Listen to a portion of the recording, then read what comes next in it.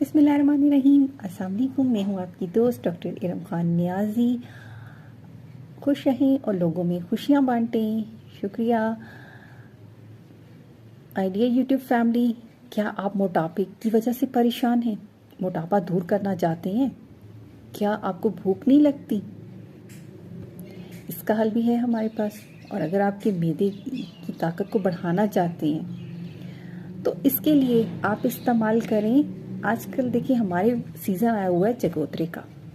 इसमें इस फल में अल्लाह तबारक ताला ने देखी इतनी ज़्यादा कैल्शियम रखी है, फास्फोरस है, इसमें फौलाद है, विटामिन ए है और विटामिन सी, फॉलिक एसिड और पोटाशियम मौजूद है।